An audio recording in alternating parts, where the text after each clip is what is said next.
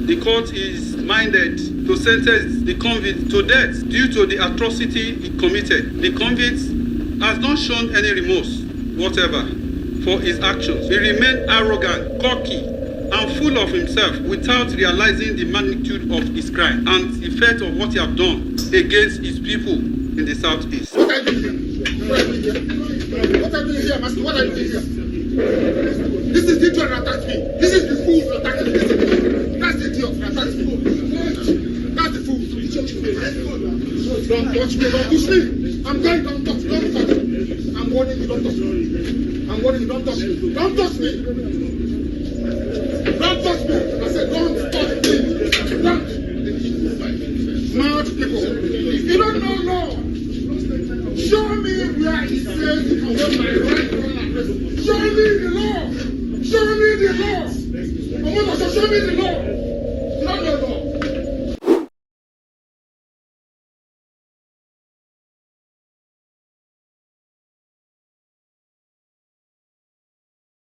Hello once again and welcome back to my channel.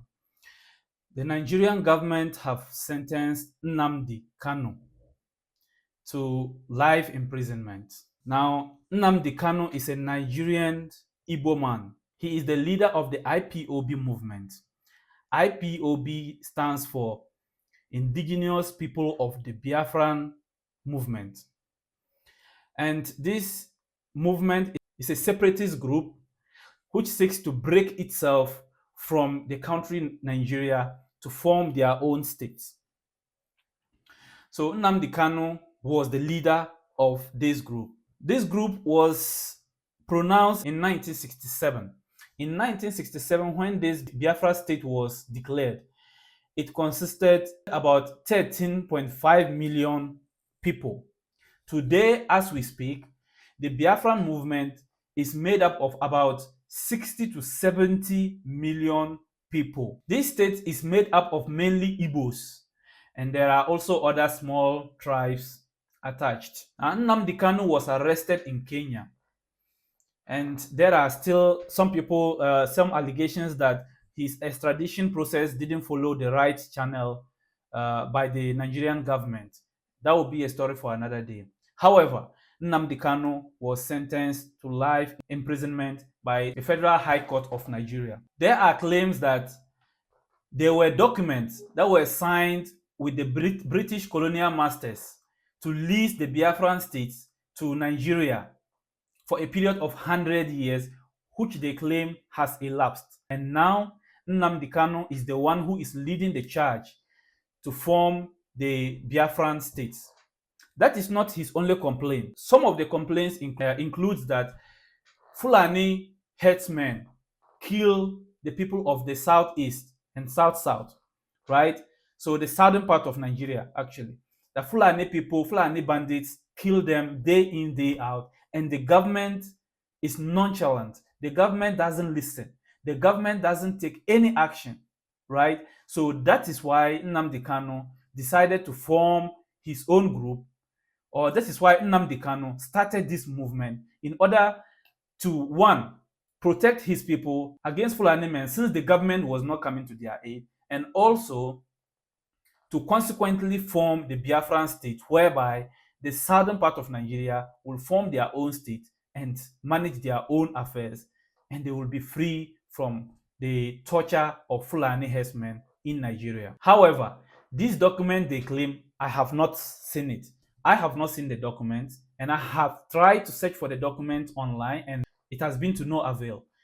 The document is not available. I'm not sure if that document was submitted to the court, because if it is submitted, if they really have this document, then it is a stronger base to move ahead with their case.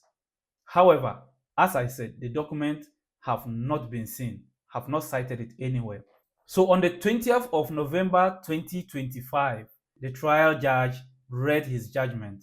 This was a sad day for a hero, or for the leader of the IPOB, who led the charge to fight and liberate his people from Fulani terrorists. That is how I think. But I don't think that forming a state out of Nigeria is a good idea. Guys, this is the time we are trying to put Africa together, to make sure we sew Africa together, to remove the borders in Africa.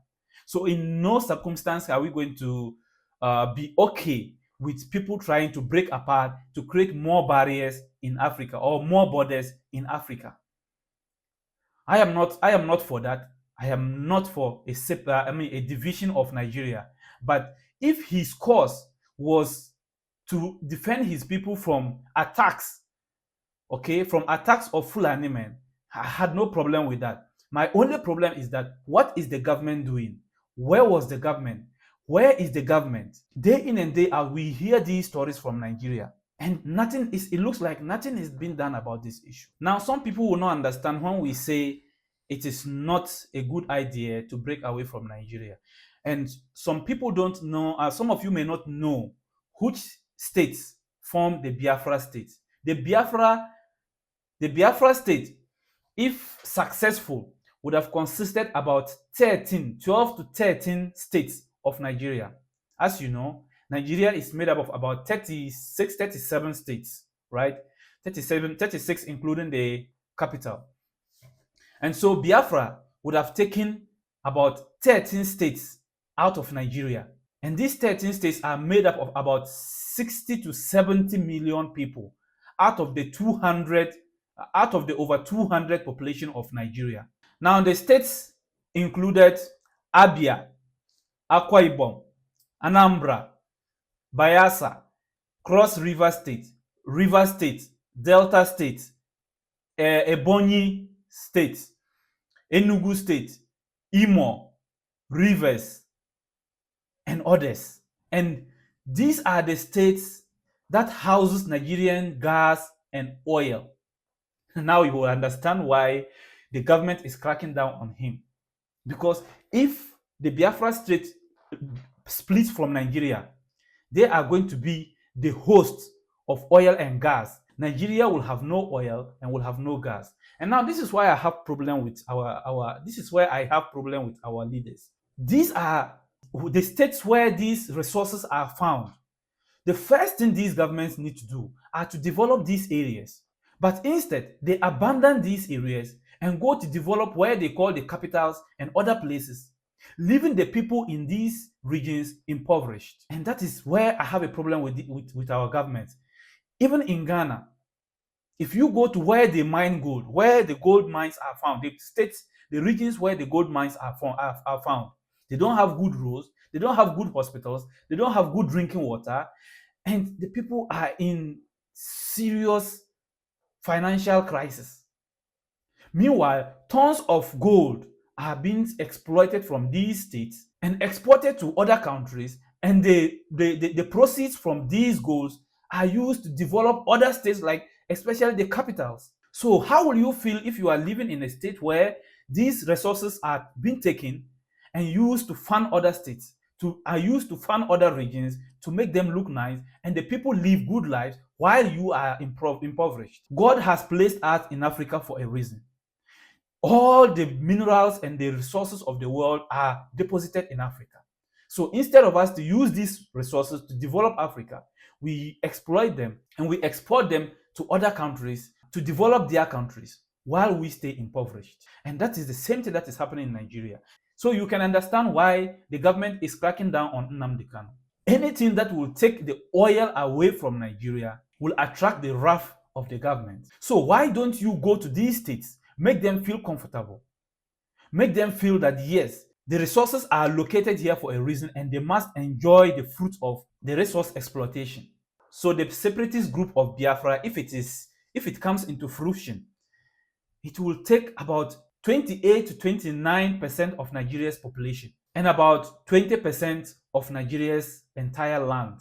Now, the states in Nigeria that host the oil and gas that fuels the Nigerian economy are Abia, Anambra, Akwa Ibom, Delta, Rivers, and Bayelsa states. So these are the states that fuels the Nigerian economy. And you can understand why the government is cracking down on them. The Nigerian government doesn't want to sit down and see these resources leave Nigeria. So that is why the man is being charged for treason, for inciting terrorism and violence among his people. An independent Biafra means that Nigeria will lose its oil and gas. It will have lost everything and anything that fuels the Nigerian economy. Nnamdi Kanu was charged on 7 counts, and 4 of the counts amounted to death sentence. 3 of the counts were charged for 3 years. He was sentenced for 3 years, 5 years, and I think 20 years. Now the prosecutors were pushing for death sentence for Nnamdi Kanu. However, in the judge's own words, he said, and I quote, "Death sentence is now being frowned upon by the international community. However, in the interest of justice, I hereby sentence you to life imprisonment." And that is the judgment of the trial judge. Now let's go and listen to the judgment.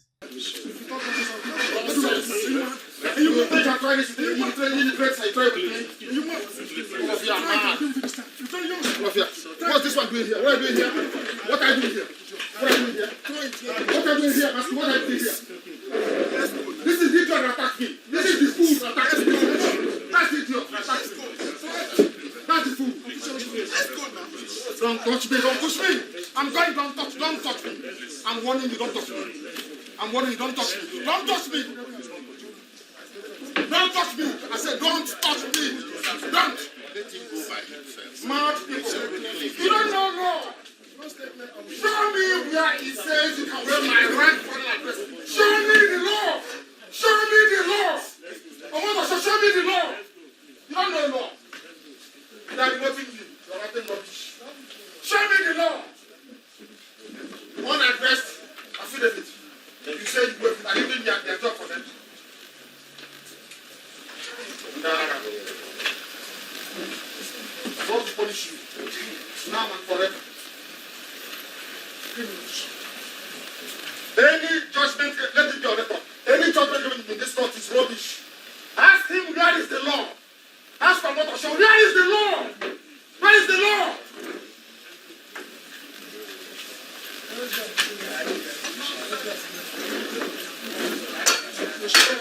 You give them the microphone. They are legal consultants to the convicts. They were lawyers to the convicts before he converted them to consultants. Yes, my lord. What is your name? My name is Dr. Maxwell Opara. Yes, the next person. Aloy Ijimako is my name, lord. Thank you. P-A-N-A-J-O-4. Yes. Prince Mandela. Thank you. I just want it to be a record that he has a representative in court that will go and tell him, please, you may sit down. Sorry, my lord. My lord, I don't have his brief to represent him here. It's okay, you may sit down. Azeko, please. My lord, shame, we don't have his brief. Why are you here? We are here as consultants, my lord. I'm coming. This morning, when we started, you acted as consultant. You went to him, tell him to inform the court. I have the video here. You moved from that place, you went to the convicts. You told him what to say. And I have to say this. I had to take your direct instructions and directives, my lord. But you are the consultant, are you not? I am. Thank you. But we don't have his brief. It's okay. In the real sense of it. So it's okay. I'm just telling you so that you go and tell him this sentence. And I must say this. It is becoming, getting to a level that I have to say this. We must act professionally. It is unheard that a defendant will, even in the open, slap his counsel to keep quiet while he's talking. The counsel must not talk. This counsel was disengaged, and some of them were converted to consultants, and they come to court to act as consultants, and they are lawyers. And Ejimako acted as consultant this morning, and telling the court now that he does not have his brief. I'm not calling you as a lawyer. You have been converted to consultant that you ought to be. You ought to be. Please, I'm just telling you, get the sentence to him. That is an order from this court. Very well, my lord. You are already here. Your name is on the list as consultants all along. While he disengaged you, most of you have been coming as consultants, and I have it on record. It's not that the defendant has no legal access. He has access to legal experts. Please, you may sit down. Thank you. My Lord, we're just concerned that we're not being put in some kind of legal jeopardy. You may sit down, please. Thank you, my Lord. Thank you. Sentence.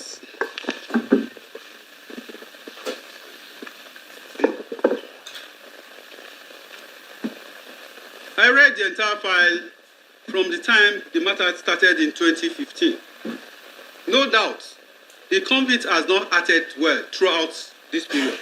He has caused delay severally. He caused delay, and also his unruly behavior from the beginning down today, even today. However, this court will not consider that in sentencing, as our God himself is merciful. He has been convicted. This court is only being merciful to him because we have to be merciful as enjoined by our Lord Christ, Jesus Christ. The court is minded to sentence the convicts to death due to the atrocity he committed. The convict has not shown any remorse whatever for his actions. He remained arrogant, cocky, and full of himself without realizing the magnitude of his crime and the effect of what he has done against his people in the southeast. The court is moved by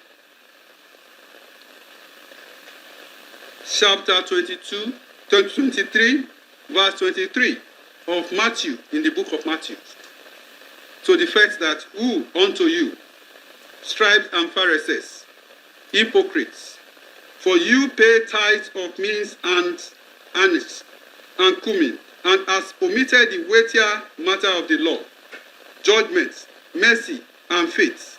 This you ought to have done, particularly, and must notice the words in Matthew 23 and verse 23, the word mercy. Our Lord himself is merciful. No matter what we do, is a merciful God. It is on that note that the court will follow this above admonition of Jesus Christ in the above passage and show mercy to the convicts. In addition, the death penalty globally is now being frowned upon by the international community. Consequently, and in the interest of justice,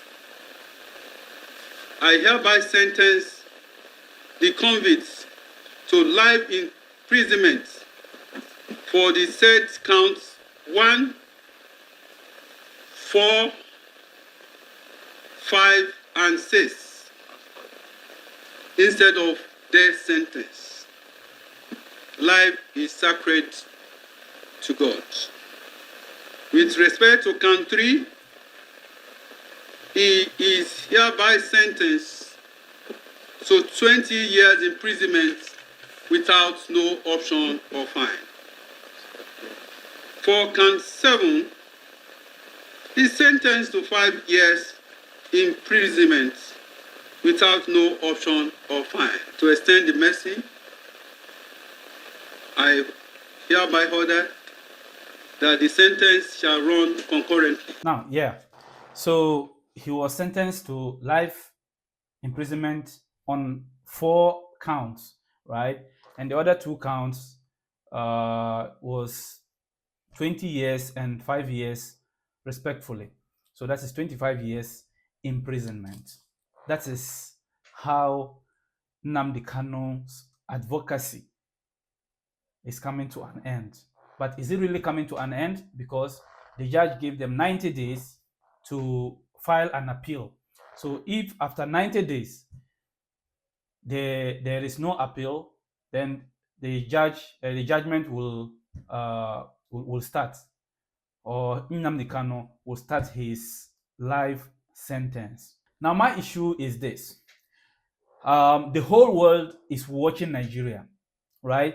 Now, it will be interesting to see the Nigerian government channeling the same energy that it has used on Nnamdi Kanu until his time of sentence, to channel the same energy towards addressing the issue of Nigeria, the insecurity issue of Nigeria, the issue of Boko Haram, terrorizing and killing people day in and day out, right? Kidnapping people day in and day out, raping people. So it will be interesting to see the Nigerian government, now that Nnamdi Kanu is out of his hands. We want to see how the Nigerian government will deal with the insecurity issue, and that has attracted international attention. This group, after Nnamdi Kanu's arrest, was also taken. It was taken and it was led by another Igbo man in Finland who was a citizen of Finland. Now note this: Nnamdi Kanu lived in UK, and it was in the United Kingdom that he formed the Radio Biafra, an online radio station which he used for his advocacy activities. So it is said that, I mean, in the court, so many audios were played and videos were played to him where he had spoken to other people and asked that they should attack the police. If the police kill them, they should attack them as well, and all that. I mean, several videos to that effect. It was live. There were videos and broadcasts that he did, I mean, and all that. Now, this other man in Finland that I'm talking about also used social media, his social media handles, and it is the Finland government sentenced him to 6 years imprisonment for inciting terrorism and violence in Nigeria through his social media handles. You know, Nnamdi Kanu's case has been pending for over 10 years. So after his arrest, then this man was in charge, and he was also sentenced to 6 years imprisonment by the Finland government. Let's watch the report on his sentence as well. A court in Finland has sentenced Simon Ekpa, pro-Biafra agitator, to 6 years in prison for terrorism offences. In a ruling delivered on Monday, the court found Ekpa guilty of inciting terrorism and participating in the activities of a terrorist group using his significant social media following to stoke tensions in Nigeria's southeast region between August 2021 and November 2024. In a unanimous ruling by the Pajatham District Court, the three-member panel of judges also stated that Ekpa had supplied certain groups with weapons, explosives, and ammunition through his network of contacts in the region, and he was also found to have encouraged his followers on social media platform X to commit crimes in Nigeria. The court also convicted Ekpa of aggravated tax fraud and violating the provisions of the Attorneys Act. Meanwhile, Nigeria's Minister of Information and National Orientation, Mohammed Idris, on his X handle, welcomes the news of Simon Ekpa's conviction by a Finland court for terrorism-related crimes and his sentencing to 6 years in prison. He describes it as a major victory for the Nigerian people in the collective fight against terror. So Simon Ekpa was also sentenced to 6 years imprisonment for inciting violence in Nigeria through his social media handles, and the same channel Nnamdi Kanu also used. Yes, and so if you follow this issue, you will understand something. You see, now if you know the Igbo people, you know recently we had issue in Ghana about Igbo people trying to say he was going to build a kingdom in Ghana and all this. Now if you know Igbo people, they are very vocal. And they speak their mind, you understand? But you know, at a point in life, you need to tone down. I always tell my Igbo friend, you need to tone down. There is no need in separating from Nigeria. What is actually the need? This is the time we are trying to unite Africa, and people are still trying to create borders in Africa. This cannot be encouraged. In Ghana, we had the same people, and the government cracked down on them and to silence them. There is no need in all these things. And as I said earlier on, it is on the government. The fault is from the government, who refuse to develop these places where natural resources are located, by just exploiting them and transferring the proceeds to develop other places, while the people whose land these resources are found are living in impoverishment. It doesn't make sense. So it is now on the Nigerian government to do the right thing, not only Nigeria, in other African countries, to do the right thing by making sure that the people on whose land these resources are found are developed, at least the very basic amenities, water, education, healthcare, because we know that the extraction of these resources poses lots of dangers in terms of health to the people. So at least they should have very good healthcare system that will address the health issues that will be encountered from the activities of these mines. Nigeria is a large country and it's a great country as well, with lots of knowledge, lots of potentials. And so Nigeria needs a great leader who is committed to resolving the insecurity issue, to be able to unite the people, to unite the various factions. Look, the tribalism in Nigeria is too much. Even when you meet them outside Nigeria, I'm telling you, I have seen it. Even when they meet outside Nigeria, the tribalism among Nigerians is at the next level. Wherever they are, they fight against, they hold grudges against each other for the injustice and for the alleged injustice they claim goes on in Nigeria. So the Nigerian government has a lot to do. And I don't think this leader sitting today will be able to resolve these issues. Nigerians need to sit up, elect a good leader who can come and merge the different factions together to live in peace and unity to develop Nigeria. This is what Nigeria needs. If Nigeria divides today, it's going to be a problem for the nearby country, for the neighboring countries of Nigeria, because this population is going to split around. As I said earlier on, the Biafra state is made up of is going to take about only 28 to 29% of Nigerian population. So the rest of the population, the larger chunk of the population that is left, that have no resources to develop these areas, are going to scatter around in Africa. And it's going to be a big problem. All these people will troop over, the 1.7 million people will troop into these countries, and there's going to be anarchy. There's going to be chaos. I'm telling you. So we all need to wish Nigeria well, to wish that Nigeria gets out of these trying times. Because look at this, African population is fast growing, and the youth, and about 60% of Africa's population is made up of youth. And if you look at the unemployment rates in all African countries, it's troubling. So it is time for our leaders to put their ass together, to create jobs, to create refineries, to be able to absorb the youth into the working class. Otherwise, it's going to be a big problem. And when that problem arises, it will be too late for them or to put things in the right order. So what do you think? Did Nnamdi Kanu face justice? Was the sentence that was meted to Nnamdi Kanu justified by the allegations that were made against him? Or what do you think? Kindly leave a comment in the comment section. I will read all your comments and to know your stance in this issue. Thank you very much. My name is Prince Warning. If it is your first time in this channel, kindly like this video and click on the notification button so that the video can get more recommendations so that people can watch and benefit. Thank you very much, and see you in my next episode.